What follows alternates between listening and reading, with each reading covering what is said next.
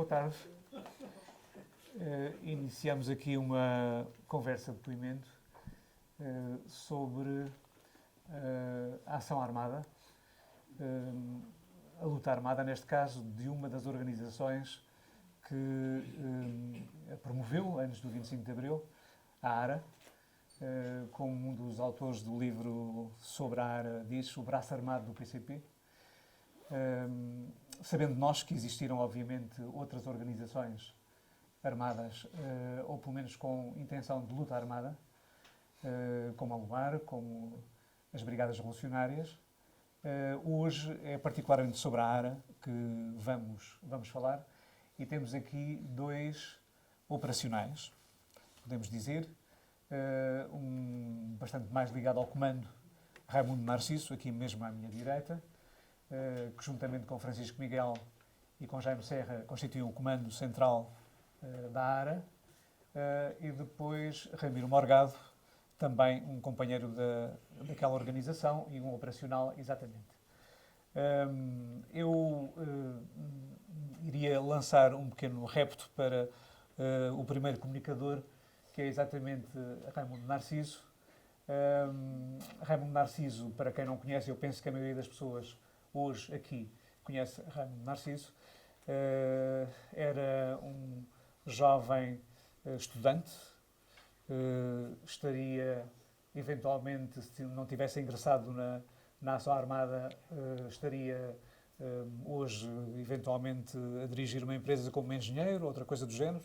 Era estudante do Instituto Superior Técnico, curso que eu penso que não chegou a concluir, porque exatamente as brigadas e a ação armada, o comando, portanto, desta ação armada o obrigou a mudar de rumo, e, portanto, uma pessoa que tem a sua vida muito ligada exatamente à ARA, à ação armada da ARA, e que fez, segundo penso, chegou a fazer o serviço militar obrigatório entre 59 e 63, já tinha começado a guerra colonial, e, portanto, alguém que quando chegou à ARA ou quando se iniciou nestas ações, conhece relativamente bem muitos aspectos, inclusive, do exército português e da forma como se conduzia o exército na frente de guerra. Ora, bom, o repto para ele poder falar um pouco sobre a ARA é exatamente este. Temos o livro, temos dois livros fundamentalmente sobre a ARA, fundamentalmente. Temos o livro do Raimundo Narciso, enfim, todos conhecerão, a Ação Revolucionária Armada, a história secreta do braço armado do PCP, e há depois também aqui um outro do seu camarada da altura, Jaime Serra, As Explosões que Abalaram o Fascismo. Ora bom, neste livro há uma coleção de comunicados da ARA, e estes comunicados terminavam sempre com Viva a Insurreição Popular Armada. Descontando, obviamente, a propaganda associada, mas vale a pena pensar um pouco no que seria exatamente o que é que significaria exatamente este terminar com Viva a Insurreição Popular Armada. Provavelmente porque os operacionais da ARA, para além de aspectos relacionados com a ação, aquilo que se chamava ação direta, não é? Ou ações especiais, melhor dito, ações especiais, moviam-se também por ideais muito especiais, ideais importantes de mudança da sociedade. Insurreição Popular Armada era até um termo que dificilmente, talvez, pudesse explicar no contexto da luta do Partido Comunista Português. E era exatamente por aqui que eu gostava de começar a conversa com Raimundo Narciso. Se ele pudesse explicar porque é que terminavam os comunicados com esta Viva a Insurreição Popular Armada. Porque eu penso que a ARA, no fim de contas, não foi bem isso, não é? Muito bem, então eu tentarei... Tem som. Tem som? Ouve-se aí alguma coisa? Muito bem. Eu antes de falar sobre a ARA, queria-vos manifestar a minha grande satisfação e apreço por tanta gente ter conseguido enfrentar a chuva que caiu aí e praticamente, digamos assim, esse feito é equivalente a uma ação da ARA. O problema... O Álvaro Cunhal, quando saiu da prisão, quando fugiu de Peniche em 1961, em 1960, 60. Depois, no ano seguinte, fez uma revisão da estratégia do PCP. E, digamos, a partir daí, a estratégia essa que vem depois a ser expressa num livro que depois foi, num relatório que foi depois posto em livro, que era o Rumo à Vitória. Ele considerava que a direção anterior, que esteve antes dele, tinha uma posição que não era revolucionária e que, portanto, não conduziria o país, não conseguiria derrubar a ditadura. Portanto, foi considerado o chamado desvio de direita, era assim que era dito no PCP. Ele reformulou essa estratégia e a estratégia do PCP passou a incluir nesse mesmo Rumo à Vitória e na sua documentação, nomeadamente no programa, esta formulação, a insurreição popular armada. O que é que no PCP se entendia por isso, ou o que é que o seu dirigente máximo, Álvaro Cunhal, entendia e explicou? Era que o fundamental da luta devia ser a luta dos trabalhadores, da classe operária, dos camponeses, etc. Lutas cada vez maiores, reivindicativas, manifestações, que culminariam com uma insurreição, neste caso civil popular, mas que pela influência do PCP nas Forças Armadas arrastaria uma parte das Forças Armadas que se colocariam ao lado do povo da insurreição e por isso a dita insurreição popular armada, a parte armada e componente era esta parcela das Forças Armadas que se pensaria que aderiria a este processo. Alguns militantes do PCP no processo revolucionário, portanto, naquele período vai de 25 de abril até o 74 ao 25 de novembro de 75, nesse período, denominado o PREC, havia alguns, eu recordo-me de ter falado com alguns militares, alguns mais afetos ao PCP, que diziam assim, o Cunhal previu, e de facto as coisas passaram-se exatamente assim como ele disse. Olha que não foi bem assim. Quer dizer, aquilo que o PCP pressupunha era que havia um levantamento popular tal que arrastaria consigo os militares, mas, digamos assim, os militares eram uma força, de facto, fundamental para neutralizar as forças repressivas, o resto das Forças Armadas. Mas o que aconteceu foi diferente. Foi uma vanguarda das Forças Armadas, que é claro que foi secundada imediatamente pela população, pelo poder popular, pelo Partido Comunista e outras organizações, como vocês sabem. Mas a questão da luta armada... E Raimundo Ácido, e onde é que se incluía nessa estratégia geral estas ações especiais? Onde é que se incluía isso? Exatamente.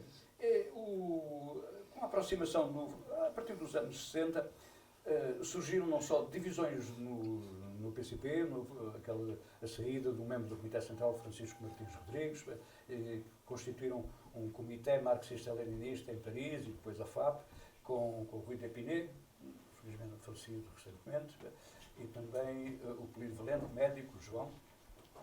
E, portanto, eles faziam uma defesa de essa sim, verdadeiramente insurreição armada, isto é, pegar em armas e, portanto, assim derrotar a ditadura.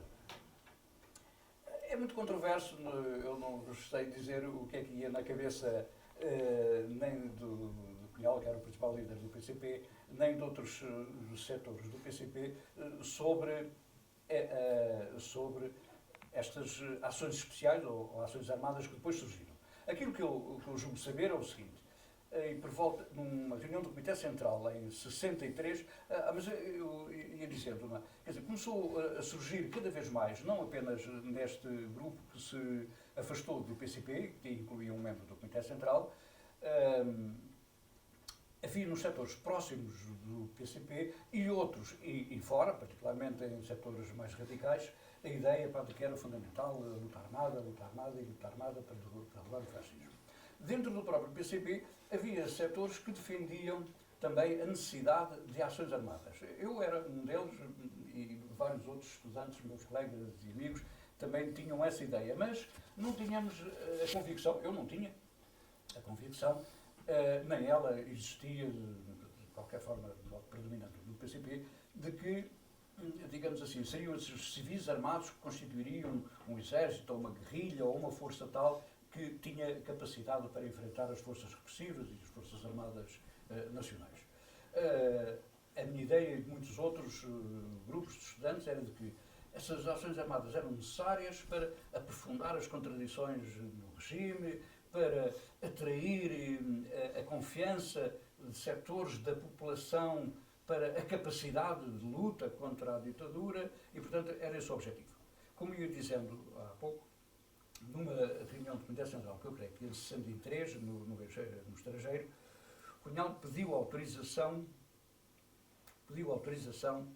para ele dar início de uma forma muito secreta e sem dar, enfim, descompartimentar isso para um coletivo tão grande como era o Comitê Central, só para mais 2 ou 3 pessoas lá do secretariado, a criação de uma organização virada para as ações especiais, para as ações armadas, que acabou por vir a ser a ARA. Eu, concretamente, isto a mim surge-me em 1964, e talvez por abril. O meu controleiro de então era o Rogério Carvalho, um membro do Comitê Central, e que me tinha convidado 2 anos antes. Sim, eu estive na tropa esses anos, o técnico, a Faculdade de Ciências, e a tropa andaram ali intercalados com 4 anos à mistura, não é? Isso também prejudicou, criou dificuldades à continuidade do estudo universitário. Mas já ele 2 anos antes me tinha convidado para passar à clandestinidade. Eu disse, pá, de maneira nenhuma, pá, não estava nada nos meus planos, nem, digamos assim, me agradava muito aquele tipo de trabalho que eu imaginava, não é? Um trabalho, um rendilhado difícil para conseguir convencer as pessoas, lutar, fazer uma manifestação, fazer uma greve. Portanto, fui eliminadamente não. Mas mais tarde, 2 anos, eu ia assumindo mais responsabilidade no PCP e, como disse, era um defensor da realização de ações armadas. O Rogério, numa bela reunião, numa dessas reuniões, ele, em vez de sair em primeiro lugar, como era das regras, antes dos outros elementos, numa casa particular de um de nós, saí primeiro, o mais responsável, ele mandou sair todos e disse-me para eu ficar para o fim, queria ter uma conversa comigo, e exatamente dizia que o partido quer criar uma organização virada para as Forças Armadas, e portanto queríamos te convidar para fazeres parte desse núcleo inicial e passares à clandestinidade. Eu, na realidade, isto contrariava-me todos os meus planos, para os planos de estudos, os planos de família, para os planos de namorada, enfim. Mas, por outro lado, atraía-me muito a luta contra a ditadura. Particularmente indignava-me as prepotências da ditadura e dos PIDs, de forma que eu aceitei. Talvez surpreendendo um pouco, disse sim. Isto sim, veio uns dias depois a ver como é que uma palavrinha tão simples alterou assim tão profundamente a minha vida. Mas enfim, eu estava... E então fui com ele, com o Rogério, para o estrangeiro. Passei à clandestinidade, como disse, de uma forma muito original, julgo que talvez única. Normalmente passa-se à clandestinidade quando a polícia descobre alguma coisa a nosso respeito e a gente, se tem tempo, foge de casa e passa à clandestinidade, ou imigra, não é? Enfim, esconde-se. Não, eu passei à clandestinidade de uma forma um bocado sui generis. E achei que era uma forma interessante. Apanhei o Sud Express para Paris e fui até Paris com uns dias de antecedência para passar uns dias no Quartier Latin, ir aos museus, para comprar o Monde, e o Humanité, essas coisas. E então depois daí segui para Moscou, para aquele caminho habitual da clandestinidade, porque lá fora também era clandestino, que era comboio de Paris para Genebra, Suíça, a Genebra Suíça. Depois dali para Zurique, depois de Zurique um avião para Moscou, e eu cheguei lá, portanto, nos primeiros dias de janeiro, e ainda antes de sair do avião, eu levava um sobretudo que raramente usava aqui assim, que era muito grosso, aqui nós não tínhamos frio para aquele sobretudo, mas dizia, lá, para o frio vou levar isto.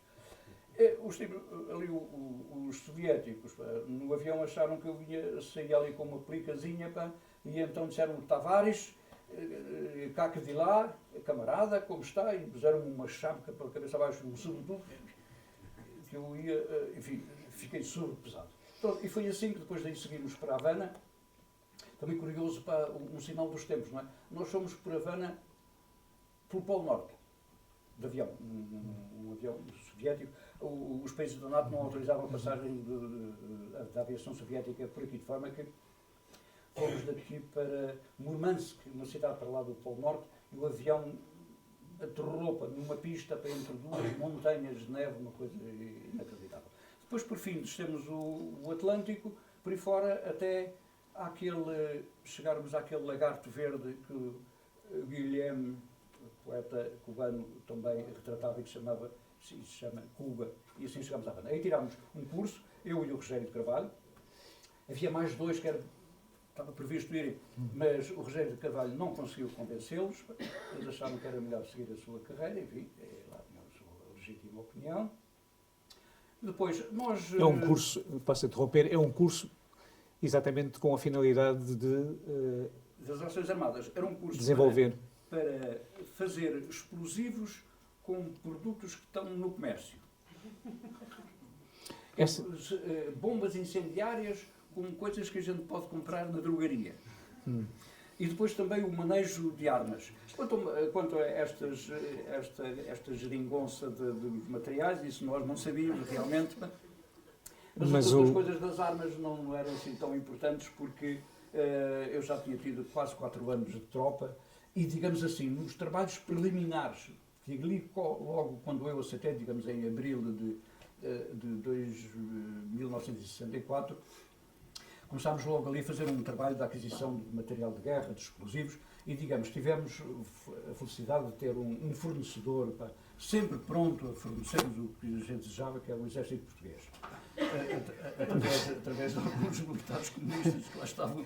Bom, portanto, não é só aquilo que se encontrava no mercado facilmente. Não. Isso eram coisas de recurso que nós só utilizámos uma vez com um objetivo incendiário, quando foi na ida a Tancos para não só fazer explodir os aviões e os helicópteros, mas também pôr uma série de cargas incendiárias e queimar o resto que ficasse. Portanto, as armas vêm do Exército. As armas vêm do Exército. As armas nós tínhamos eram G3 e eram aquela arma israelita, a Uzi, que era muito jeitosa, e eram umas pistolas Walters também bastante potentes. E eu recordo-me até, uma vez quando foi para a ida do Cuneno, para ele armado com coisa, de servir de guarda-costas ao nosso velhote. Ele era um bocado mais novo que eu agora. E eu não acho nada velhote, claro. Que era o Edmundo Pedro, que veio de Paris. Gabriel Pedro. Gabriel Pedro, o pai do Edmundo Pedro. Veio de propósito de Paris, disse ao Cunhal, pai, eu quero estar na primeira ação. E ele apareceu aí, portanto, fui eu que o contactei. E quando ele ia para roubar aquele barquinho a remos para irem lá para o Cuneno, encontramos, eu ia com o Walter aqui na pistola, assim atrás dele, fiz gente que não tinha relação nenhuma com ele, e quando encontramos, pela primeira vez, em todas as andanças que ali tínhamos feito, nas vigilâncias, para o reconhecimento, nunca teve nenhum guarda fiscal, e agora naquele dia, um guarda fiscal ali, Bom, eu pensei, a coisa está complicada. O Gabriel Pedro conhecia o mar, o Tejo, aquilo tudo, muitíssimo melhor que eu, não ligou nenhuma ao guarda, não sei se o chegou a cumprimentar de longe, o certo é que dirigiu-se para o barquinho, ocupou a corda, pegou dele, sacou os remos, e assim fui aprendendo.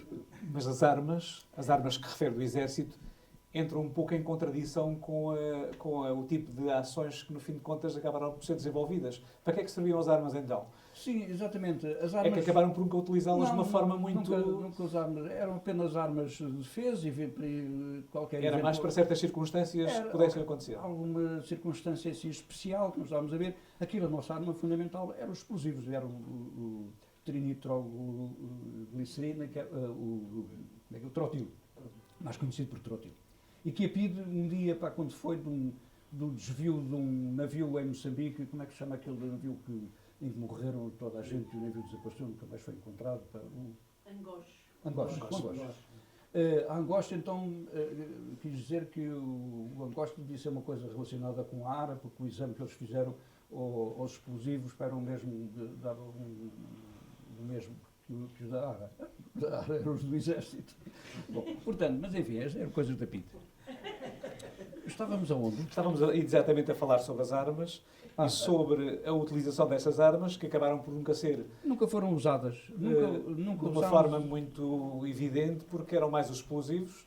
Foi só. E daí que, no fim de contas, o objetivo da ARA, tanto quanto nós podemos perceber pelo conjunto de ações que desenvolveram, era um objetivo um bocadinho diferente da tal insurreição popular armada, não é? Sem dúvida. Havia outro objetivo, com certeza. Ou outros. Aquilo que nós tomávamos como objetivo central, o objetivo da ARA era organizar ações armadas não contra pessoas, era uma organização que não era terrorista e tínhamos todo o cuidado para não atingir pessoas. Aliás, como as brigadas e o lar. E, portanto, eram fundamentalmente dirigidas para a destruição de meios da guerra, ligados à guerra colonial ou ligados ao aparelho repressivo, mas, digamos assim, às infraestruturas e não às pessoas. Com a ideia de que isso teria um efeito propagandístico, não tanto a ação concreta em si, digamos assim, o rombo no Cunene e a paralisação do navio, que era o mais moderno transporte de cargas para as guerras coloniais, que ficou imobilizado ali uns meses, enquanto não repararam naquilo.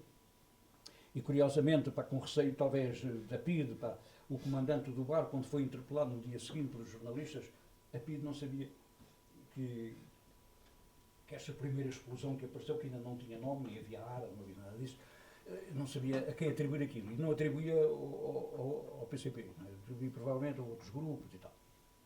Bom, o certo é que perguntaram ao dono lá, ao comandante do navio, então o que é que se passou aqui assim? Aquilo, depois as fotografias que eu recolhi na Torre do Tombo, vi uma fotografia que era uma coisa assim do tamanho, um rombo, aí com 2,5 metros, 3 metros de altura e uma largura aí de 2 metros no navio. E ele disse, não, isto não foi nada, foi uma coisa aqui de engasgamento, está nos jornais, um engasgamento das canalizações e que provocou uma explosão. E tal. Isto na notícia. Mas os jornais traziam o nome em certas operações. Traziam o nome de operacionais, traziam os rostos das pessoas. Mais tarde. Tudo mais tarde. A PIDE só, portanto, nós fazíamos, digamos assim, a ARA, depois de haver tempo vagar e interesse, falarei nisso. Esta ARA, como vos disse, eu fui para esse curso em 64, regressei ao país meados, no fim de 64, fui passar o ano novo a Paris, não é? E a meados de 65 regressei, portanto em junho já cá estava.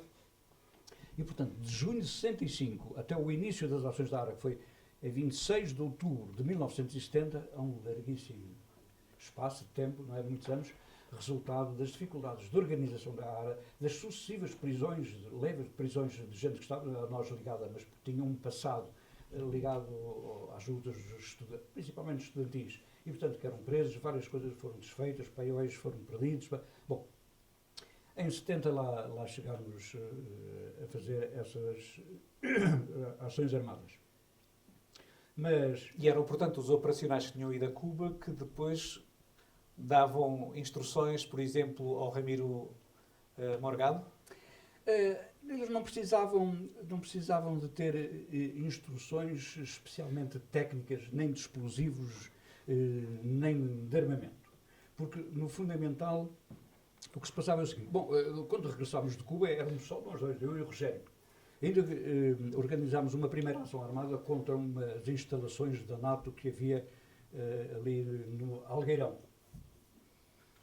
Foi escolhido um operacional do melhor, foi pedido ao PCP que nos enviou um operacional e depois sabemos toda a lição, que não serve. Estas coisas, um tipo que se vai participar de uma ação tem que conhecer as pessoas, tem que lidar com elas, digamos, com aqueles que os dirigem, com quem estão em contacto, ter muita confiança no assunto, porque senão a coisa deu o resultado que deu, foi que não aconteceu.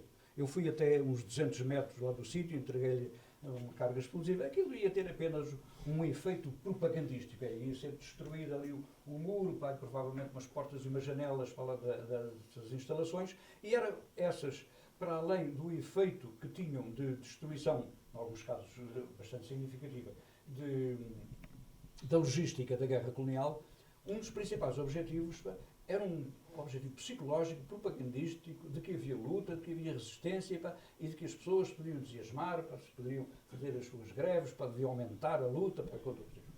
E, portanto, a primeira ação armada, que afinal não existiu, foi organizada, muito obrigado, foi organizada em setembro, outubro de 1965. O Rogério Carvalho foi preso em novembro e a ARA ficou reduzida, digamos, a um operacional. Bem, é claro, não é bem assim, porque havia, já antes, até antes do ter partido para Cuba, e naquele período preparatório, havia várias pessoas que já estavam ligadas só estritamente à futura ARA. Um deles era o Pedro Ferreira, que era um economista ligado aí à alfândega. Havia outra gente como o Ramiro Morgado, havia como o António, o João Eusébio, que não pôde vir, que está doente, e algumas outras pessoas, foi dos que, nos períodos anteriores, não foram... Podemos imaginar que seriam poucas dezenas de pessoas. Sim, era uma organização bastante pequena, digamos assim, haveria, com ligações diretas, e Mexia diz, 2 dezenas, incluindo as pessoas de apoio. Incluindo as pessoas Familiares, em alguns casos. Como? Familiares, em alguns casos. Sim, em algum caso. E aqui, digamos, as mulheres, tal como aliás em todas as casas do partido, tinham um papel muito importante, porque não só asseguravam toda a defesa da casa, mas no caso concreto da ARA, por exemplo, a minha mulher participou em vários reconhecimentos comigo, até a nossa filha, que está aqui agora, está um bocadinho mais crescida, ela na altura tinha só, creio que 1 ano ou 2, e também ajudava, porque sabia, era um excelente disfarce, recordo-me de estarmos ali junto. Era a família perfeita? Era a família perfeita, junto das estações do Comi Berlante, que depois sabotámos, e portanto com uma miúda assim ali a passear perto da praia, está-se mesmo a ver que éramos veraneantes, não é?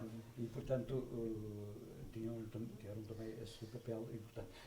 As armas não serviam e os colaboradores, isto é, os operacionais, verdadeiramente o que precisavam de saber tecnicamente era, primeiro, não ter medo daquela carga que levavam e colocá-la num sítio que tinha sido previsto e que eles tinham já também reconhecido. E depois, antes de retirar aquilo que nós chamávamos o seguro, isto é porque aquilo tinha um circuito elétrico, tinha uma carga explosiva, por vezes muito potente. Tinha um detonador, que é o que faz explodir o trotil. E tem alguma coisa que incendeia o detonador. Muitas vezes o detonador é um detonador elétrico. Aí sim nós aprendemos a fazer, a partir dos detonadores pirotécnicos, que é o que era mais fácil de obter. Os detonadores elétricos eram muito difíceis, estavam muito bem guardados no Exército, mas nós então aí aprendemos a transformar os pirotécnicos em elétricos. Metíamos um bocadinho de pólvora preta na parte que estava um tulozinho assim, com um dedo, metade vazio, metíamos ali pólvora, metíamos uma lâmpada dessas das pilhas, partíamos o vidro e metíamos o filamento em contacto com a coisa, metíamos ali um adesivo, metíamos uns fios elétricos e depois ligado a uma pilha elétrica e já se vê. Escangalhava tudo. Essa parte é que aí nós aprendemos. Será que eu posso passar um bocadinho agora ao Ramiro Morgado e depois passo de novo assim? O Ramiro Morgado. Achas que eu depois posso contar aquela história já mais íntimas?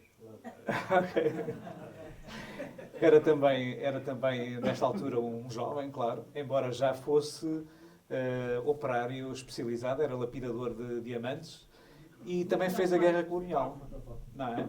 Fez a Guerra Colonial entre 62 e 64, mais ou menos. 65. Muito bem. E neste caso, como não foi a Cuba, nem foi a União Soviética, a Guerra Colonial ajudou a preparar-se, digamos assim, com conhecimentos e com coragem e com vontade para... Foi alguma escola para aderir mais facilmente ao grupo ou não? Ou foi a militância apenas? Bom, a maior parte dos operacionais da área passaram para a Guerra Colonial. A maior parte? Sim. E na conversa à vida com eles, aquilo marcou-os sempre. A mim nem tanto. Porquê? Porque a guerra só quando começou em Moçambique, quando eu estava para vir embora. Eu estive lá de férias, nunca tive praticamente a participar na guerra, mas apercebia-me e acompanhei no último tempo o que lá se estava a passar. Mas não foi por aí, porque eu já era contra a guerra colonial antes de ir para a guerra colonial. E naquela altura punha-se, já agora aproveito para dizer, E não se pôs o problema de não ir? Pois, porque eu estava ligado ao Partido Comunista na altura e a questão era se um tipo ou desertava ou ia se tivesse em condições de lutar contra a guerra, etc. E eu ajudei a desertar alguns, mas eu fui, passaram uma credencial e eu fui e fiquei à espera aí uns 3 meses que alguém me contatasse o que aconteceu, de maneira que depois tive que, como freelancer, trabalhar autonomamente contra a guerra colonial lá, o que levou a um julgamento e se não fosse, digamos... Lá na frente de guerra? Exatamente. Se não fosse o comandante do quartel, que era um tipo meu amigo e um tipo democrata, safar-me, eu tinha vindo para aqui de avião, como estava ameaçado de vir, e mais outro forreal, preso. Tenho aí uma curiosidade. Na altura tinha-se consciência que a pena de morte existia para crimes militares? Teve essa consciência? Nunca pensei nisso. Mas Se calhar não existia? tinha. Existia, sim, mas nunca pensei nisso. Bom, mas também penso que não se chegasse aí, né? Até porque, repara uma coisa, quer dizer, eu cheguei lá, fui parar com um cuidante de companhia que também estava contra aquilo e também não gostava daquilo, etc. Tornou-se meu amigo e a tal modo que todos os dias trocávamos, emprestava-lhe livros e por aí fora. Enfim, conhecia-me bem e, portanto, não... Penso que não... Ou seja, essa hipótese nunca me passou pela cabeça. Mas agora, já agora, isto é assim. Nós tínhamos combinado que o Raimundo faria agora e ele depois. Mas isto é como nas revoluções. Pensam-se vão ser de uma maneira, mas nunca acontece assim, é sempre de outra. Sempre. E daí que... E o Raimundo falou que, depois da fuga do Cunhal de Peniche, e num congresso do PCP, e que dirigentes do Partido Comunista, nomeadamente do Francisco Martins Rodrigues, defendiam ações armadas, etc. Ora bem, mas isso acontece porquê? É porque a partir das eleições de Humberto Delgado, toda a gente que o conhecia e que não apoiava o regime, chegou à conclusão que isto não ia lá com papéis, não ia lá com eleições, tinha que ser de outra maneira, tinha que ser com armas. Isso era o que toda a gente me dizia. E eu dizia, digamos, a quem estava ligado ao PCP. Portanto, depois de uma experiência daquela, vimos o país todo levantado, como eu nunca vi, mas penso que depois do 25 de Abril, como eu vi, quando foi chegado Humberto Delgado, Presidente da Polónia, etc. E com um tipo que era general, saído do próprio sistema, com a força que teve, levantou o país e aquilo não deu, toda a gente dizia que isto por ali não ia. E daí, quando acontece isso, a partir ali de 102, no PCP, acontece porque era o reflexo da opinião de toda a gente antifascista. Não era preciso ser antifascista, mesmo os amorfos, desde que não apoiassem o regime, toda a gente dizia isto não vai dar assim, etc. Ora bem, portanto, isto acontece depois da conclusão, na minha opinião, depois da conclusão que toda a gente tinha chegado, depois do Humberto Delgado, por papéis, por eleições, etc. Já tínhamos um longo passado, de eleições no Nortão de Matos, etc., movimentos de massas, grandes greves da década de 40, princípio da década de 40, fim de 30, etc., com milhares de vítimas, e de presos, e deportados, e mortos, e feridos, etc. E a conclusão, portanto, é essa. Esta é a primeira questão. Segunda questão. Porquê essa formulação? Insurreição Popular Armada. Porque não era putsch, não era golpe de Estado. Pronto, que era uma coisa que o PCP nunca acreditou. Se bem que não era depois só alguns militares que diziam ao Raimundo que, afinal de contas, isto foi... O próprio Cunhal, num dos seus livros, depois do 25 de Abril, vai tentar justificar, estão a ver, isto era mais ou menos o que nós tínhamos programado. Não foi nada. É que houve mesmo um golpe de Estado. Um golpe de Estado que depois, por ação do povo, se transformou num processo revolucionário, não é? Em que o povo teve um papel principal, e já agora vou lembrar uma coisa que ninguém fala, e também os deficientes das Forças Armadas. Porque nos últimos anos, os organizados dos deficientes das Forças Armadas não foram aproveitados porque não puderam ser pelo fascismo, como foram nos outros países, para estar nas paradas, ferdados e com as medalhas, etc., defendendo as colónias. Ora, como eles aqui estavam muito ligados, digamos, a todos os capitães que fizeram o movimento das Forças Armadas, tiveram um papel importante, no meu entender, eu estou a falar isto porque nunca ninguém fala nisto, foi importante o papel que tiveram e o posicionamento que tiveram os deficientes das Forças Armadas naquele processo. O povo, mais os deficientes das Forças Armadas, que tiveram deste lado, que não foram utilizados por outro lado, como foram todos os países que eu conheço, em todos os sistemas coloniais, foram utilizados sempre do outro lado. E não é uma coisa inédita, acho eu. Agora, a formulação é para se distinguir do putsch, do golpe de Estado. Porque o levantamento, a insurreição popular, com os movimentos de massas se levantarem, criar condições para, etc., era um bocado, digamos, a resposta ao movimento de massas que tinha havido nas eleições de Humberto Delgado e que o PCP, o Cunhal, depois se reconhece, perdemos uma grande oportunidade. Pronto, o PCP não esteve à altura de dar resposta E como é que explica esse período tão longo entre as primeiras Sim. decisões, 64, e só em 70 é que vem a primeira Como é que eu ação? Por razões que o Raimundo explicou. E depois iam presos, e depois era o Rogério Carvalho ia preso, mais tarde era o Veloso ia preso, e depois os outros iam presos, e depois algumas tentativas, portanto, falhadas e tal, porque era fácil dizer-se. Aliás, eu uma vez, quando foi a explosão no Centro Cultural Americano, eu no dia seguinte fui lá para ver como é que me tinha ficado. Depois fui lá a um café que havia lá na Avenida do Clolé, em frente a uma escola que havia lá dos empregados do escritório, uma coisa assim, do sindicato de escritório, e depois estavam lá a discutir, lá a falar e tal, segredo, uma equipa pessoal, e chegaram a uma conclusão que tinham sido os maoístas. Eu vim de lá a saber que quem tinha posto aquilo eram os maoístas. Portanto, naquela altura, digamos, era uma surpresa, digamos, para toda a gente, porque o PCP, para toda a gente, não era um partido que não se metia nisso. Ora bem, o partido meteu-se nisso por causa, a maior parte da gente, pessoas como eu, que defendiam isso, senão iam para outro lado qualquer, provavelmente, porque achavam que aquilo não dava nada. Porque eu sempre entendia uma coisa, ou seja, eu não subestimo a questão das eleições, nem a questão das greves, nem das massas, etc. Simplesmente, eu achava que, era muito chato ir preso por causa de papéis. Eu não queria dizer por causa de papéis. Portanto, tinha que haver outra coisa qualquer. E, portanto, defendi sempre aquilo. Simplesmente já não acreditava naquilo. Aquilo falhava tanta vez, quando o Raimundo veio ter comigo, outra vez, já cambiaram tanto, dizia sempre mentira, já nem acreditava nada naquilo. Bom, isto porquê? A questão da formulação é que, de facto, como eu digo, o próprio Cunhal, num livro dele, depois dizia-lhe, vai tentar explicar que aquilo não foi nada disso. Portanto, foi aquela coisa. Portanto, aquele sonho da insurreição popular, ou seja, a repetição daquilo que devemos comemorar aqui este ano, que é a Revolução de Outubro, espero que sim, que se repetia aqui, não repetiu. Aliás, por aquilo que eu vejo, em todas as revoluções que houve, revoluções quer dizer revoltas e coisas assim, nunca houve repetições, nunca houve coisas passadas a papel químico. Pensa-se sempre vai ser de uma maneira, nunca é de outra. Como vai ser, não sei. É como é assim, nós começamos as coisas a pensar que vai ser de uma determinada maneira, mas depois logo se vê, e isso depende de muitos fatores. Portanto, isto só para perceber estas duas coisas. A formulação, e porque é que começa? Começa porque o povo queria. Toda a gente e tal. E o PCP apanhava o comboio de se meter nisso, ou perdia. Um pouco mais individualizando agora a sua participação.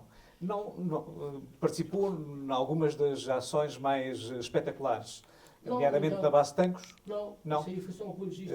Mas participou minimamente, não? E também no CUNEN.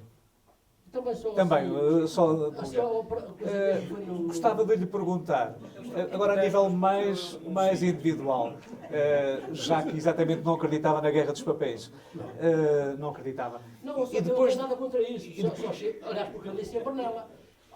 Desde as eleições de Delgado, etc., por fora dos movimentos sucessivos, campanhas eleitorais, etc. Mas a pergunta agora, então, era para a sua ação nas ações especiais na luta armada. Depois daquelas ações, que não eram obviamente papéis, era mesmo de fazer explodir, como é que se sentia? Sentia-se compensado? Qual foi o efeito que produziu em si essa decisão? Era o efeito quando eu chegava, por exemplo, quando eu chegava ao meu trabalho e as pessoas tinham tido conhecimento, tinham acontecido aquelas ações, davam umas notícias e chegavam mesmo a começar, antes tudo a bater palmas, etc., porque as coisas tinham acontecido.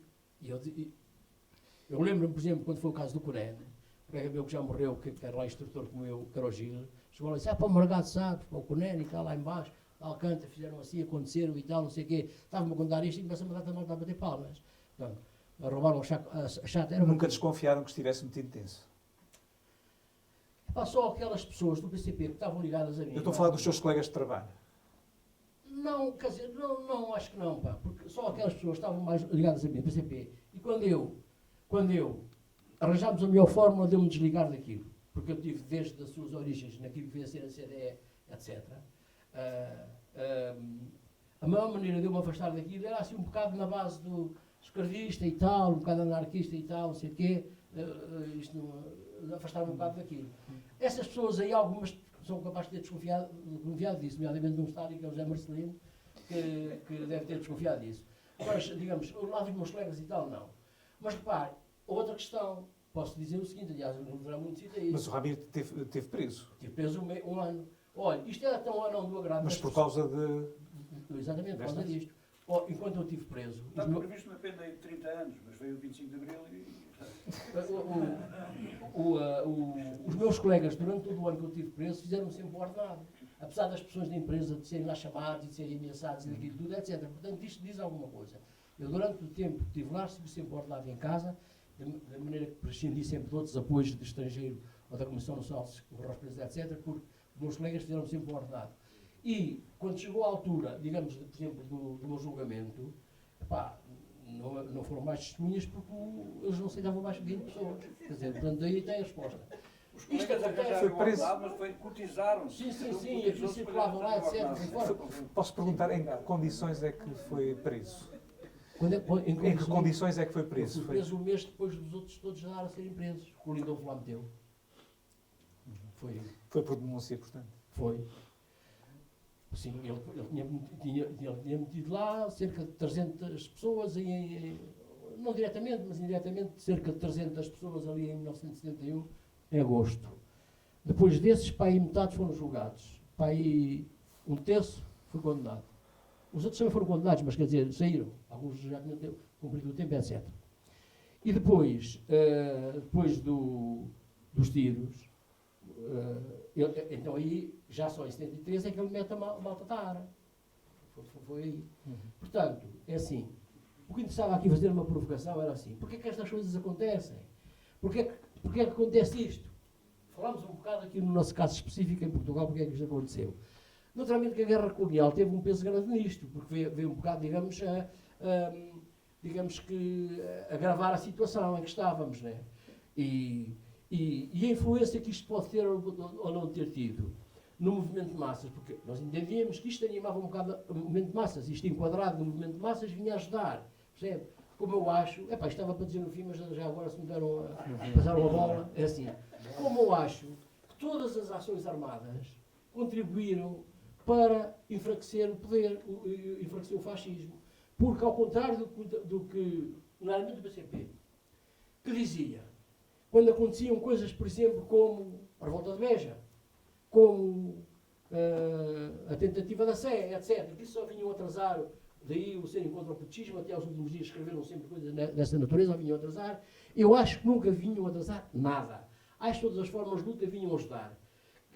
Ou seja, eu acho que, digamos, uma grande machadada no fascismo dá-se precisamente em 61, com o anúncio de lutar, já falamos de luta armada em Angola, a guerra de liberação contra o colonial fascismo em Angola, o caso de Santa Maria, o caso do desvio do avião pela Mota da Luar, a tentativa do Manuel Serra e, sobretudo, a revolta de Beja, que eu digo que o caso concreto do Santa Maria e da revolta de Beja, digamos, a nível internacional e também no sentido de animar a malta, foram processos importantes para ajudar a isso. E a verdade, aprovem como isto de facto não vinha enfraquecer essas ações, não eram as nossas, porque as nossas são sempre as boas, as dos outros é que não.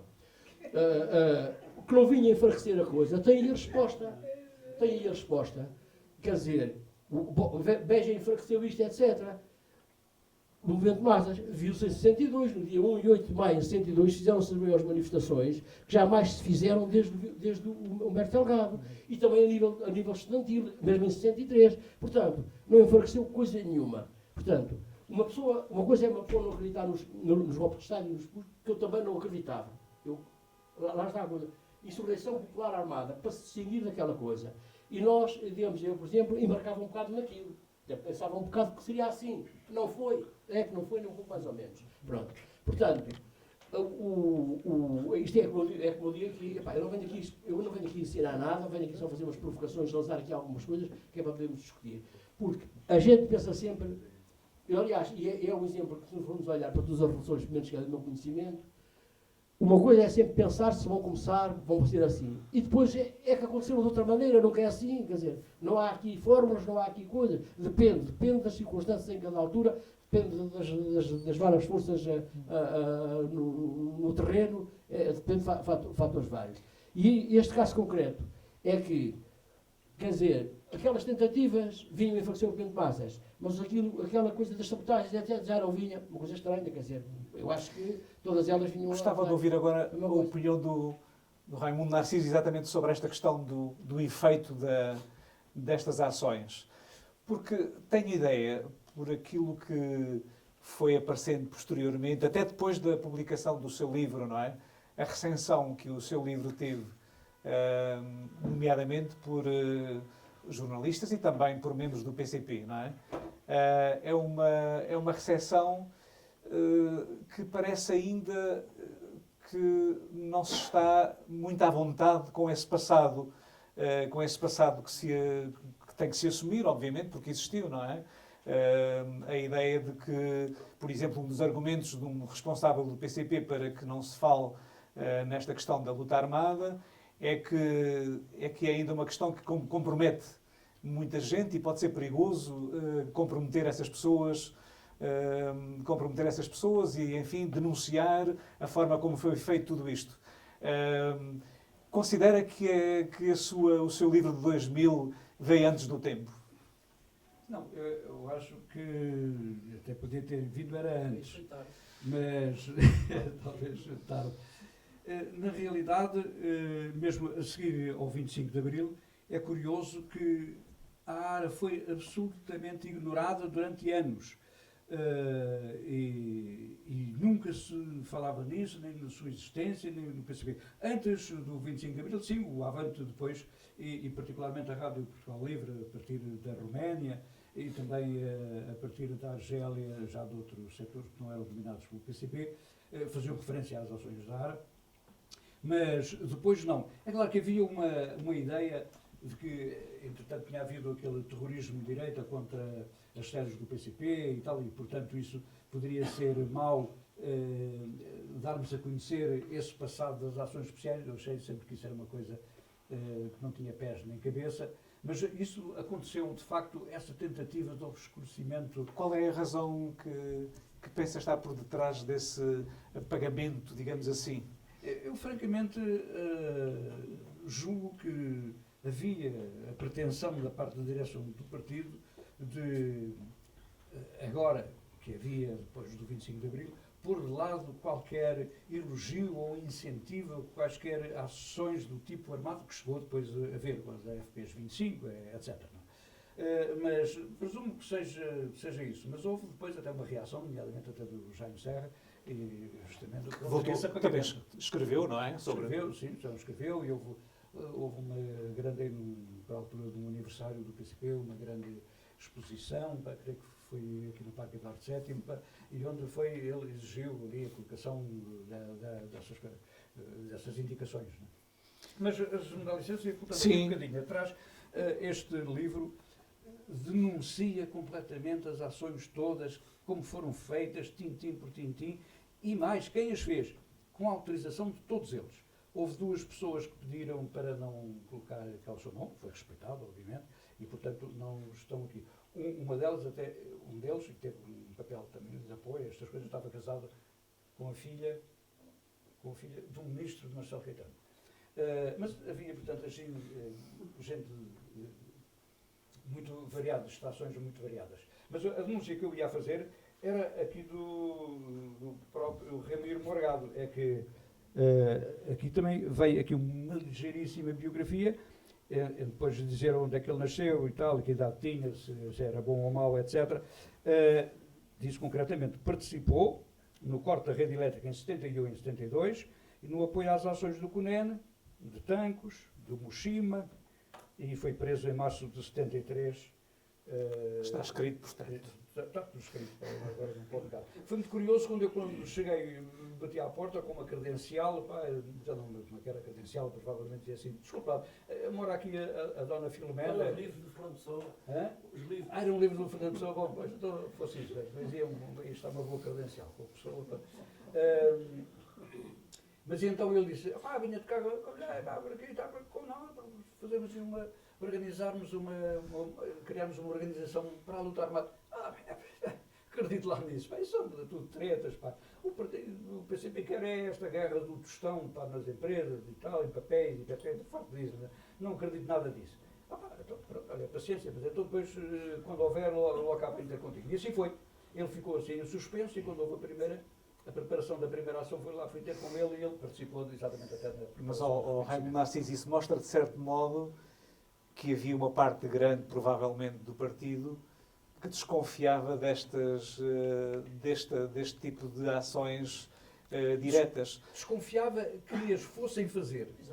Desconfiava que... Não, eu estou a dizer que vão fazer ações armadas, não vou fazer nada. Isto é só para aqui, para conversa da treta, como eu disse. Conversa da treta. E, na realidade, quer dizer, as coisas demoraram muito tempo pelas razões, as razões foram essas. Eu, concretamente, com a prisão do Rogério de Carvalho, que era, digamos, o mais responsável da área, éramos dois, e depois havia vários elementos de apoio que tinham a sua vida normal. Mas eu fiquei 9 meses desligado da direção do partido, na clandestinidade, a tal ponto que o Anjo Veloso, que foi quando recolou à direção do partido, ficou muito admirado, disse, mas tu ainda cá estás, mas já me tinhas ido embora. Na realidade, bom, pronto, eu não fui embora, penso que fiz bem, mas podia ter ido, né, porque a polícia não sabia nada a meu respeito. Havia situações da clandestinidade curiosas. A certa altura, havia um rapaz que me foi posto em contato comigo para participar na área, depois não chegou a participar, porque ele, entretanto, também foi preso.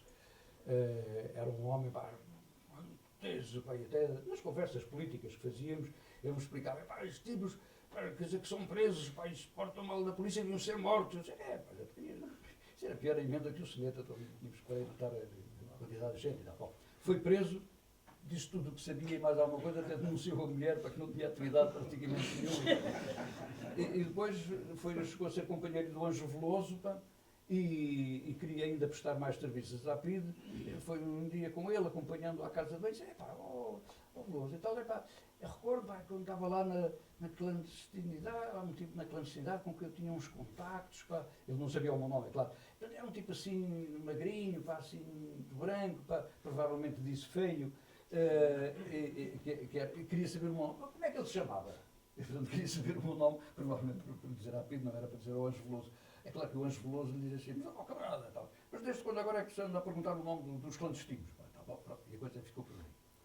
Claro, não digo o nome dele, nem cito aqui o nome dele, porque, enfim, as pessoas têm família, filhos e tal. Nós vamos ver o filme do Paulo Guerra e do Edgar Feldman, o que permitirá seguir as pessoas que estão, se quiserem, manterem um diálogo mais livre convosco, obviamente, provavelmente até por questões que o filme também vai levantar de novo. Mas só uma última questão que eu ainda iria colocar, que é exatamente o fim da ARA em maio de 73.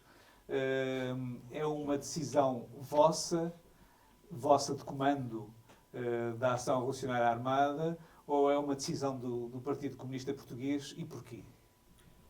Portanto, acontece, como o Ramiro disse, que nos fins de 72, princípio de 73, com a prisão de um antigo membro, funcionário do PCP, que era membro do Comitê Central, Lindolfo, de seu nome Lindolfo, que, digamos assim, entregou à PIDE uma quantidade de gente, das organizações que ele conhecia.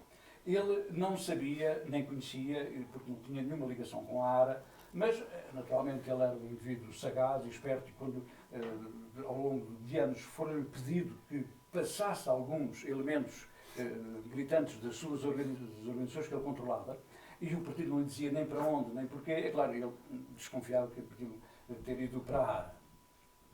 E, portanto, através dessas denúncias indiretas, a ARA sofreu um golpe repressivo muito, muito grande. Foram presos a maior parte dos seus operacionais. Foi preso o Carlos Coutinho, foi preso o Ramiro Morgado, foi preso o Guerreiro, dois guerreiros, de nome Guerreiro, o Carlos Guerreiro e o outro Guerreiro, o engenheiro agrónomo, que era o Amado Silva, um outro também que também era estudante de agronomia e filho de um coronel, a FEP, regime.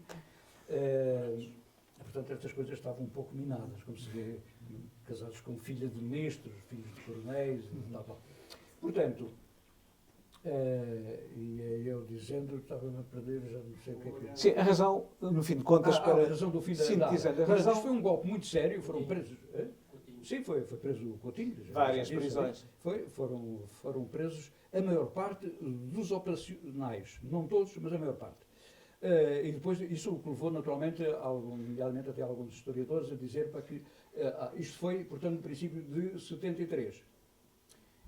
E em maio foi decidido, o comunicado diz, foi decidido Comunicado do PCP. interromper... Comunicado do comando ou do PCP? Do Comando Central.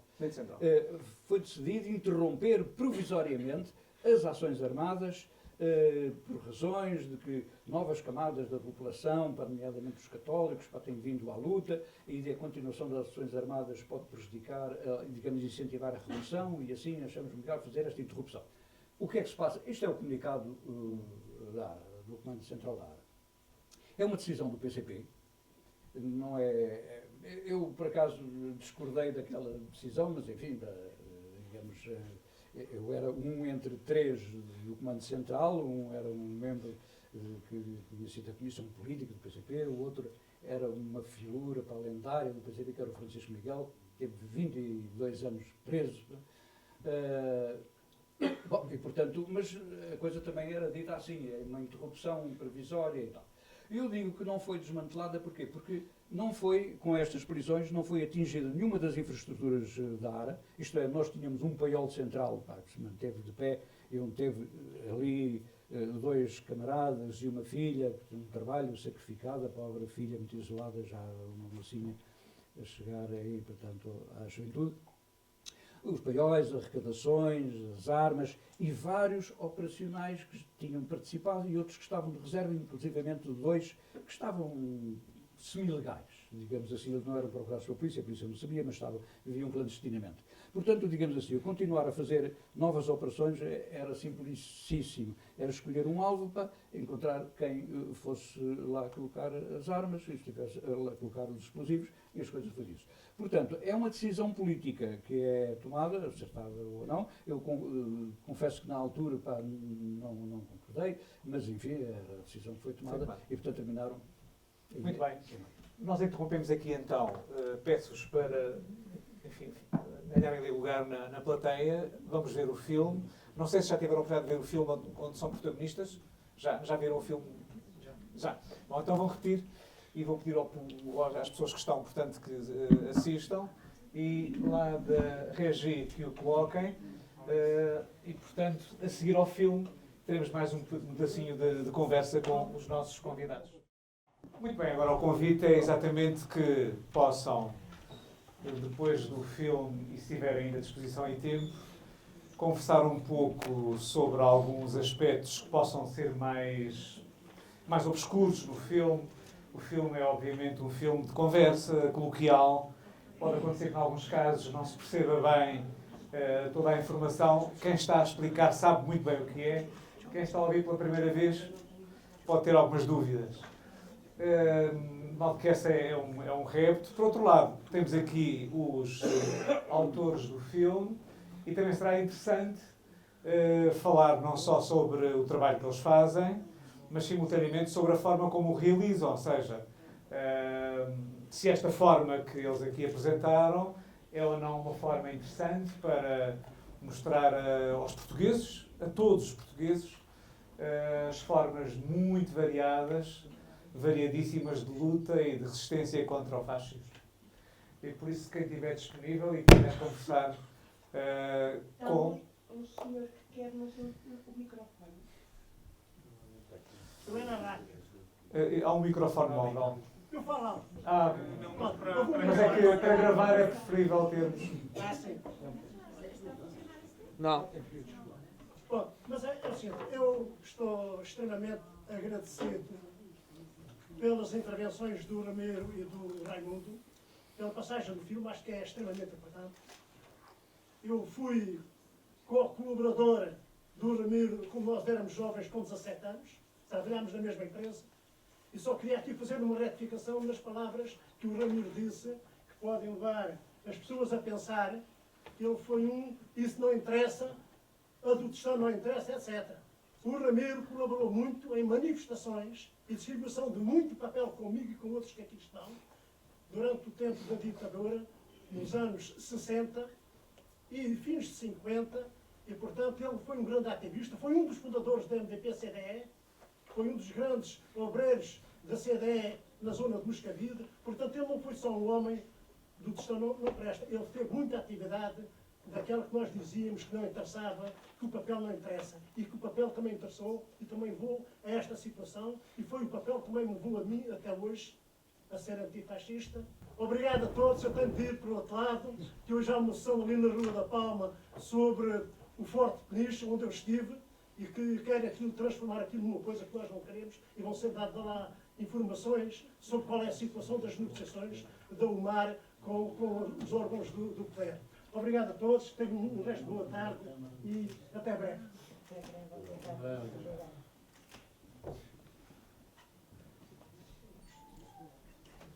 Eu gostava de dizer uma coisa.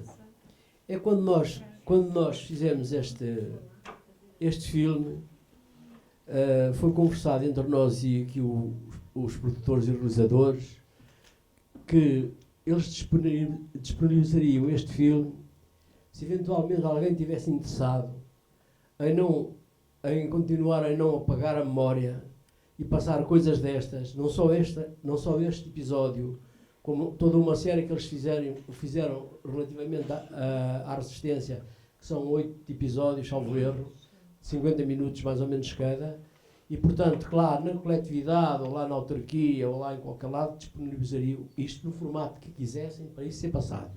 E aí eu propus-lhe que contataria alguns dessas organizações com o objetivo de poder ceder isso. Mas pus-lhe outra proposta, pagando-lhe. Porque repare, por exemplo, o caso concreto das autarquias, etc. Há dinheiro para as brasileiras, há dinheiro para tanta palhaçada, etc. Portanto, quem está a fazer alguma coisa destas, não está ainda, digamos, além do trabalho, a gastar dinheiro em películas, etc., para depois fornecer de borla. E daí que, digamos, das sugestões feitas para alguns lados, é que não tive sequer resposta. E é de louvar esta coisa, é que a primeira vez que isto passa, com exceção da televisão, que isto passou 2 vezes, em horas diferentes na televisão, que eles cederam aquilo, alugaram aquilo, coisa à televisão, que isto é na televisão, é deles. É a primeira vez que isto é passado, que eu tenha conhecimento fora disso. Portanto, há aqui uma coisa que é esta. Autarquias tinham por obrigação de passar esta coisa e de serem contatados, nomeadamente, os presidentes de Câmara, etc. E até hoje não tivemos resposta. Portanto, esse apagamento, que o Raimundo disse durante muito tempo foi, e agora continua a ser, e será, etc. Ou seja, o apagamento da memória, digamos que levou a que, passados 40 anos, queiram transformar aquilo num hotel, a coisa em Peniche. Há muitas cumplicidades de termos chegado aí aqui, nomeadamente o termos apagado toda esta série de coisas. Por isso é que eu, desculpa lá, voltar a referir-me o seguinte. É quando se trata de falar das Forças Armadas, é mais outra vez para ver se levanta a discussão por aí. É que, digamos, durante aquele todo longo período de 90 anos, que vai desde 1926 até agora, e com aquele período de até ao Humberto Delgado, com várias ações armadas, vários levantamentos, várias sabotagens feitas pelos anarco-sindicalistas e pelos viralho e pelos anarquistas, etc.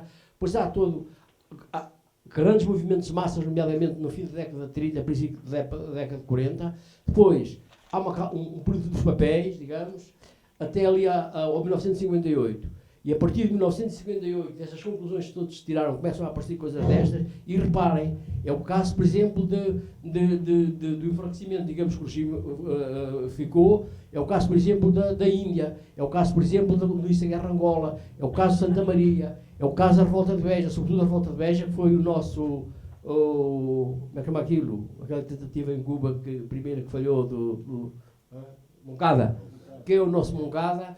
Tudo isso, digamos, tem sido apagado.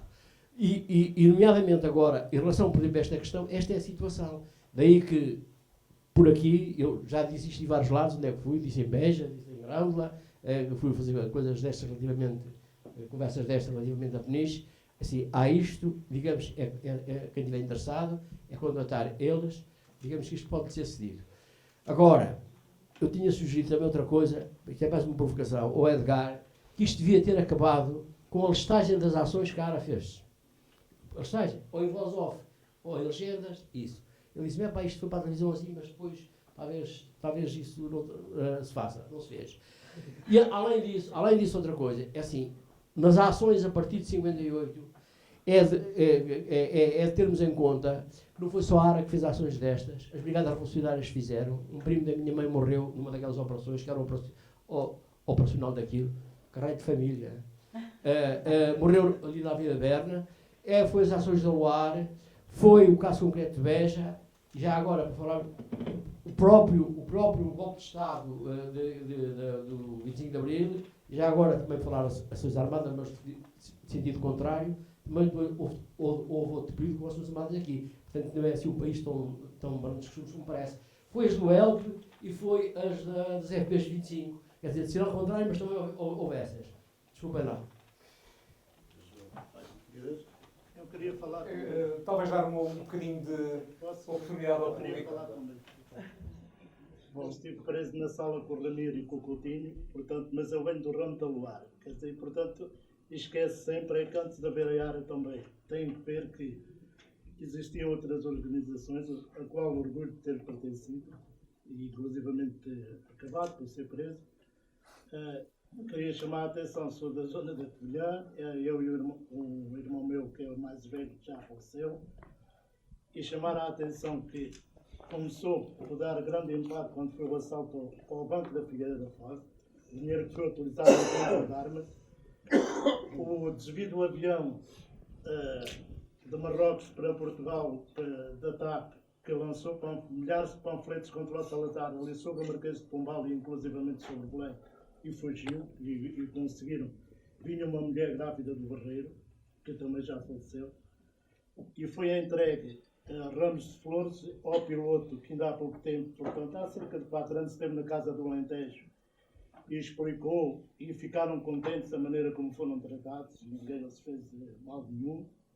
Eu fui preso de uma fuga de Espanha, eram 6, ficaram presos 4, e quando a Guarda Civil, quando a Guarda Civil vem para prender a mim e ao outro companheiro, nós puxámos, já trazemos as pistolas à cintura, puxámos das pistolas para os guardas civis, e a única coisa que eu me lembro é que eles ajustaram-se mesmo para trás, quer dizer, com medo, e foi o tempo que dobrámos a esquina e andámos um mês clandestinos, claro que o cerco foi grande de PID, e vieram-nos a prender.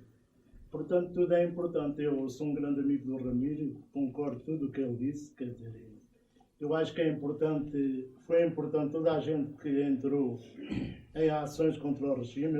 Eu era contrário ao que o partido dizia, que não se devia desertar. Eu desertei, milhares desertámos, e milhares estávamos em França, na Bélgica, e não estávamos lá a dormir.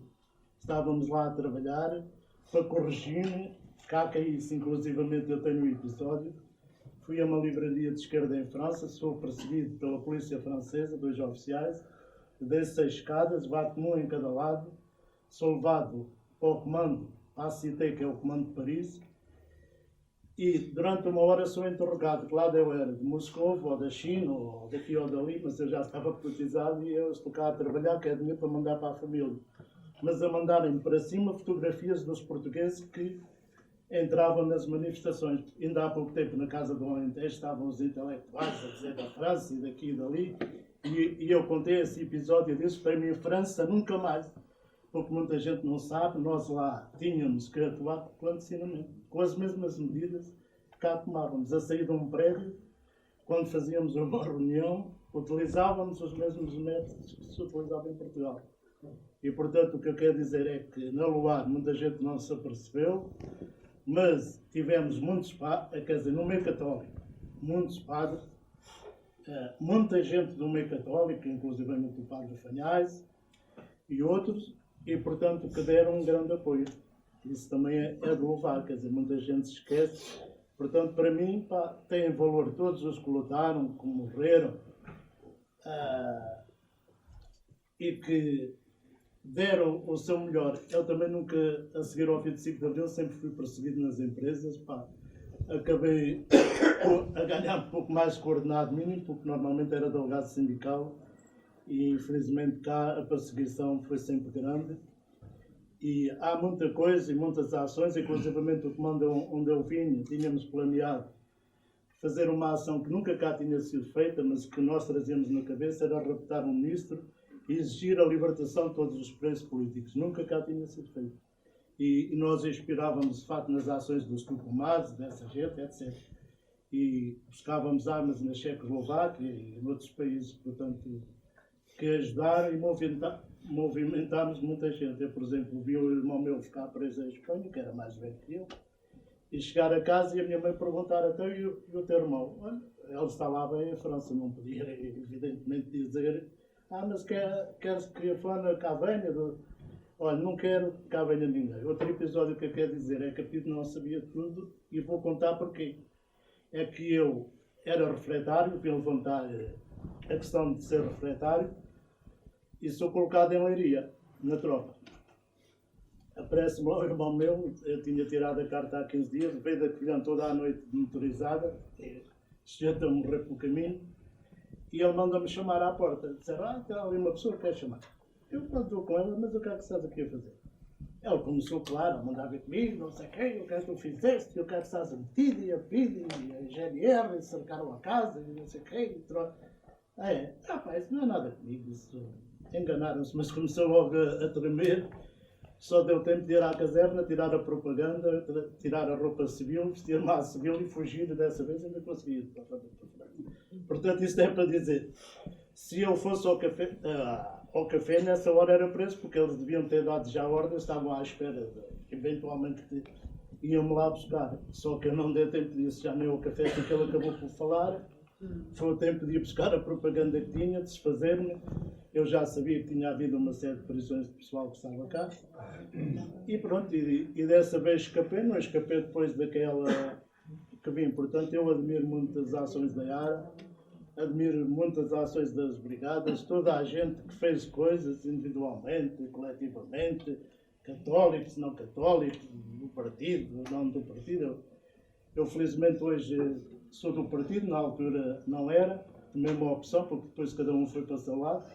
Mas também tenho a dizer uma coisa, é que nós fizemos uma estátua ao Paulo Inácio no Porto com o nosso dinheiro, metemos do bolso o nosso dinheiro. E pelo 25 de Abril ainda conseguimos reunir cerca de 100 pessoas que eram militantes, que deram a vida, uns já velhotes, outros já morreram, outros... E, portanto, ainda mantemos uma amizade, um convívio, para além de tudo o que se passou. E não me arrependo de nada, digo, só me arrependo de não ter feito mais coisa. Não se importa de se identificar? Não, eu sou Ramiro Raimundo. Obrigado. Já agora aproveito para dizer, como no início, que obviamente não desconhecemos todas as outras organizações e que num dos próximos dias da apresentação do livro aqui no Aljube, que lugar não posso precisar, que é em março, acho que é em março, vai estar aqui exatamente, vai ser aqui apresentado o livro de Fernando Pereira Marques sobre a luar. 14 de março. 14 de março. Se eu posso dizer uma coisa, já agora. É que tem que ir Obrigada. Eu e o Paulo que fizemos estes filmes, obviamente estamos contentes por a sala estar bem composta, mas há uma coisa que me angustia, porque eu sei que quem está aqui conhece essas histórias, né? Viveram essas histórias. E há pelo menos da minha parte, acho que é do Paulo também, há um lado didático quando nós queremos fazer estas coisas. Isto, desculpa que vos diga, isto não era para vocês, seria para os miúdos do liceu que eu gostava que tivessem. Eu acho que isso é que é fundamental, é que esta nova geração não faz a mínima ideia de que existiu o fascismo em Portugal e nos dias que correm até já ouvimos dizer que já nem houve fascismo em Portugal, né? Que o Salazar até era mais brando do que umas certas personagens. Pronto, eu acho que vocês já estão convencidos, né? Os miúdos é que deviam estar aqui e estes filmes deviam chegar às escolas. Pelo menos é esse o meu querer. Não sei se a gente consegue, mas é este o meu querer. Pronto. Já agora, só para complementar, enfim, este filme não é o protagonista desta sessão. Os protagonistas são estes senhores, portanto, eu nem sequer quero tomar muito tempo, porque eles de facto é que foram os que fizeram estas histórias. Mas o nosso objetivo com estes filmes, no fundo, é um pouco o que o Zé Edgar esteve a dizer. É registar estes momentos, registar estas pessoas, estes personagens, registar estas histórias e transformá-las, não, enfim, a tentativa do filme é que não seja uma mera conversa, uma mera entrevista, é tentar, enfim, por isso convidámos artistas plásticos a colaborarem connosco, para que isto pudesse ser também um pouco mais didático, como diz o Zé Edgar. Mas o objetivo, de facto, é registar estas histórias para uma memória futura e para que elas sejam divulgadas e passadas. O Ramiro dizia, com toda a razão, que estas coisas, isto é fruto de carolice nossa, foi feita a custo zero, digamos assim, ou pelo menos sem subsídios nenhum. É óbvio que nestas situações, enfim, o retorno é sempre bem-vindo, mas não é esse o objetivo final. O objetivo principal é que estes filmes sejam vistos e que passem e que percorram e por isso, e daí a nossa primeira aposta foi que elas passassem na televisão e houve enfim, foram muitos meses, mais de 1 ano ou 2 anos, a tentarmos convencer as pessoas da televisão, porque esse era de facto o grande meio de divulgação de todas estas iniciativas. Tivemos alguma pena de que os filmes foram passados quase todos por volta da meia-noite, digamos que para o nosso público-alvo não era propriamente a hora mais adequada, mas enfim passaram, o que já não foi mal. E pronto, não quero estar a tomar muito mais tempo, nós dizer que nesta primeira série fizemos de facto 8 filmes, esses 8 filmes passaram na televisão, estão disponíveis para quem quiser utilizá-los nas mais diversas situações. Estamos neste momento a disputar uma nova série de 8 filmes, foi falado aqui muitas vezes e várias vezes em Beja, aliás estão aqui na sala protagonistas e que já nos deram também uma entrevista. Estamos a fazer uma série de filmes ligados a episódios dessa natureza, um sobre Beja, outro sobre a Sé. Estamos também a fazer uma série deles ligados aos movimentos de libertação, que é outra parte da história que também está um pouco, enfim, que tem que ser pelo menos registada para que possa futuramente ser vista por todos aqueles que não a viveram.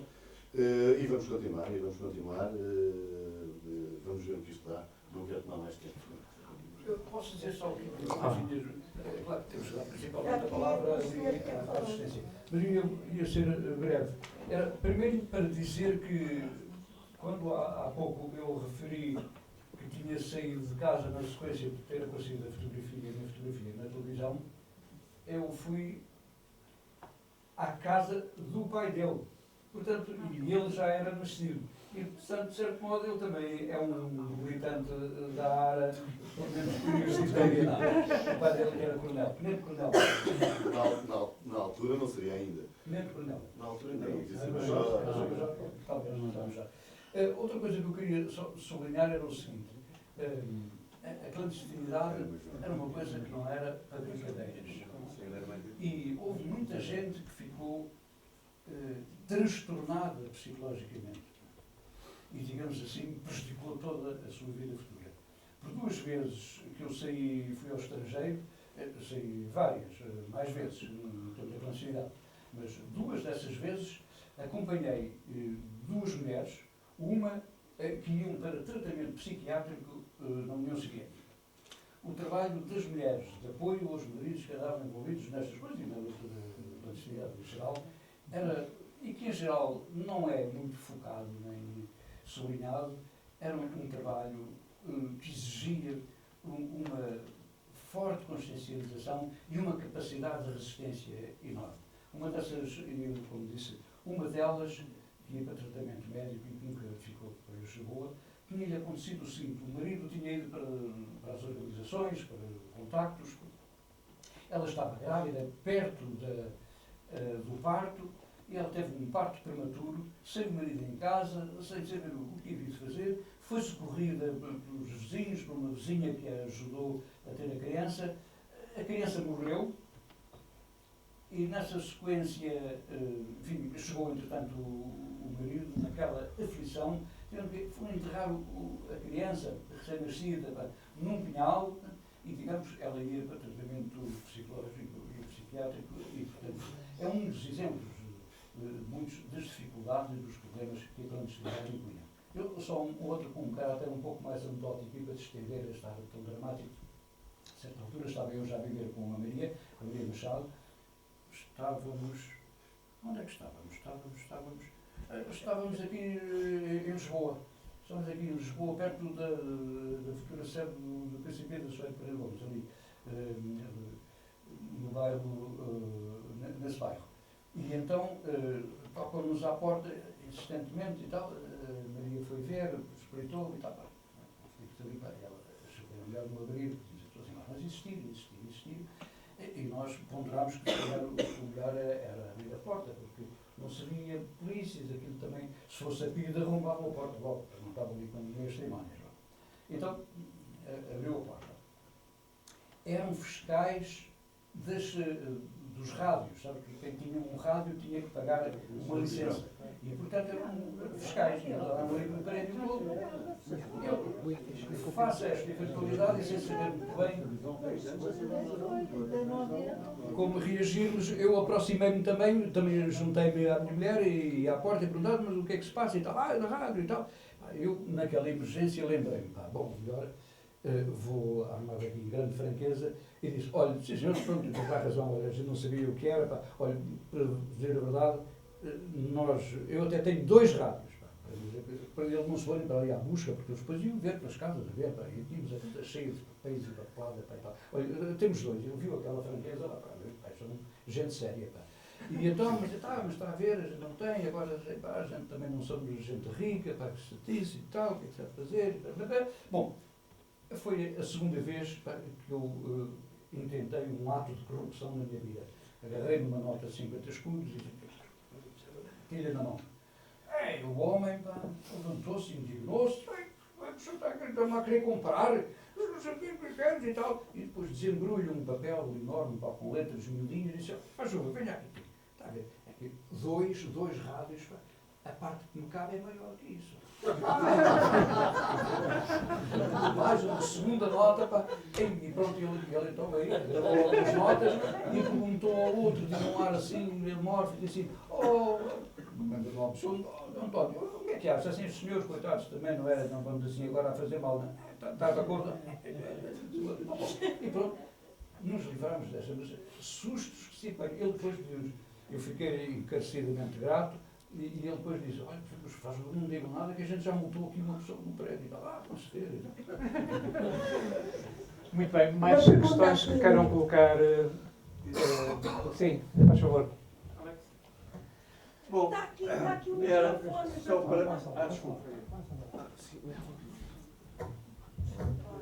Obrigado.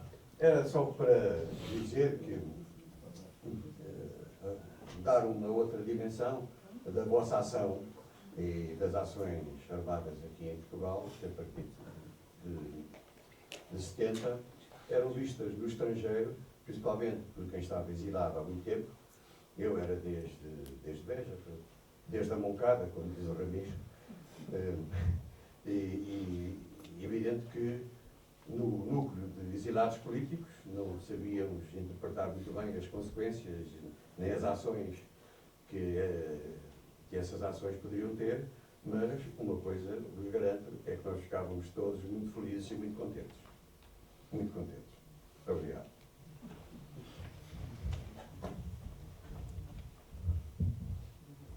Bem, eu naquela época era Joaquim Reis, hoje sou Reis Marques. Mas era uma parte do nome, só era lido de outra maneira. Eu trabalhei com o Ramiro Morgado, ou como o Algarve, como a gente o conhecia, da Dialato, onde é hoje a televisão. Também era um daqueles que fazia a coleta dos homens para o homem. Era assim o movimento. Vimos o Ramiro o Ramiro foi preso na Dialato, foram no lá buscar.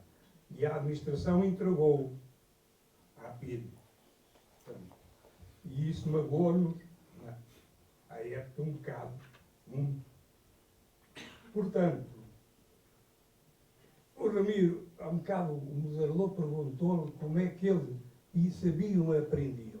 Eu ainda me recordo do Ramiro Morgado pedir a um dos moços que trabalhava lá, que tinha sido furriel e que tinha feito o curso de Minas Armadilhas, que era o próprio Estado que formava as pessoas, se ele levava o livro das Minas e Armadilhas, que era para ele aprender. Portanto, de facto, o regime formava as pessoas e ele fez isso. O Ramiro disse, eu de facto entrei na Dialap no dia 1 de abril de 1970, ainda estava na vida militar, mas foi no mês de férias. De facto, a gente reagia bem, havia lá um conjunto de gente que estava motivada, que estava contra a situação, além de ser uma empresa onde éramos uns privilegiados em relação aos outros trabalhadores. Portanto, recorda-me bem do Raimundo Narciso, em Alvalade, ter apanhado um susto, porque um vizinho dele da terra lhe bateu nas costas, que era colega nosso, e ele ficou, não sabe o que é que estava a acontecer, portanto, era um amigo. Portanto, houve sempre essa solidariedade com o Ramiro e para com os movimentos, Cor Vermelho, tudo isso. Recordo-me uma altura que um indivíduo que assinou o Cor Vermelho, um baixo assinado, e um dia foi lá, estava na sala do Ramiro, por acaso, era da sala dele. Eu queria desassinar, e eu tinha estado com ele na tropa e disse, vais assinar o diabo de pata, já assinaste, agora não vale a pena. Portanto, foi sempre assim.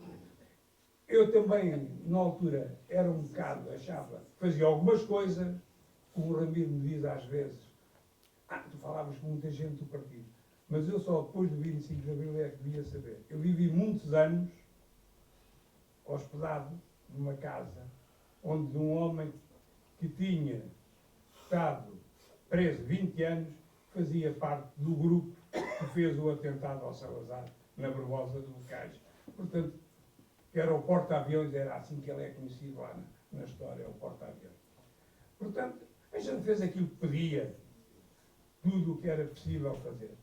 Tenho dito. Quem era o porta-aviões, já agora? O porta-aviões era qualquer coisa Antunes. O pai dele foi quem formou como é que ele se chama? A Esquadra do Matadouro. Como é que ele se chama? Eu lembro-me o nome e eu já o digo o nome dele. Jaime Antunes. Jaime Antunes. Era motorista de táxi.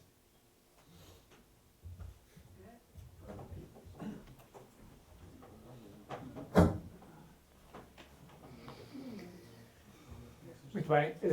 Não sei se mais alguém quer intervir. Se... Pergunto às pessoas da mesa se querem dar uma última palavra. Se não, resta-me, obviamente, agradecer especialmente ao Raimundo Narciso, ao Ramiro Morgado, ao Paulo Guerra, ao Edgar Feldman e a todos os que vieram. E já agora, não esmorecer demasiado, Edgar, porque, por várias razões. Primeiro, nós estamos a filmar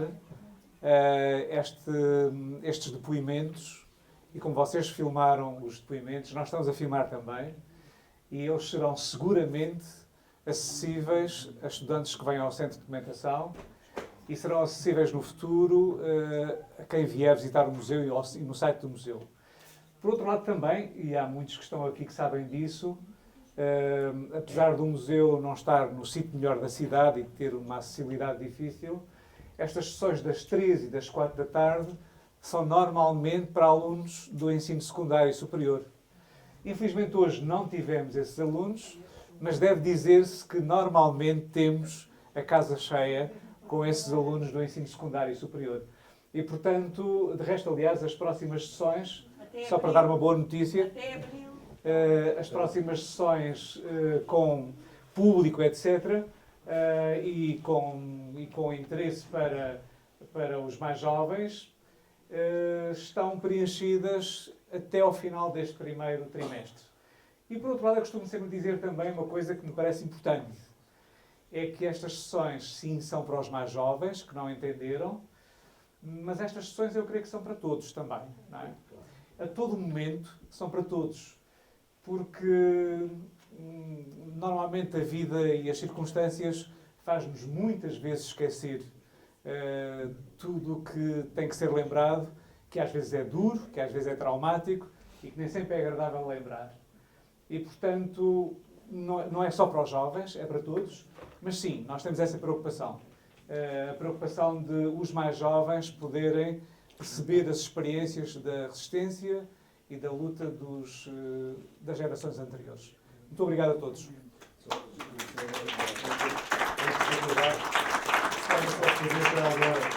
Um desafio aqui à casa. Um dos filmes que nós, um destes 8 filmes, é a história da vida na prisão do professor Borges Coelho. Esse filme foi filmado, é também filmado aqui e é feito aqui também uma parte, são filmados os curros aqui nesta casa. Acharia, digamos que desses 8 filmes, é aquele que tem mais ligações com esta casa. Eu sei que o professor Borges Coelho já aqui esteve também, já há uns tempos atrás, a ter uma conversa. Era um desafio que eu fazia. Acho que era capaz de ser interessante, até porque este ambiente fica registado, porque ele é o presidente do Conselho Consultivo. Exatamente. E nós vamos ter um Conselho Consultivo no próximo dia 16 de fevereiro. Muito obrigado.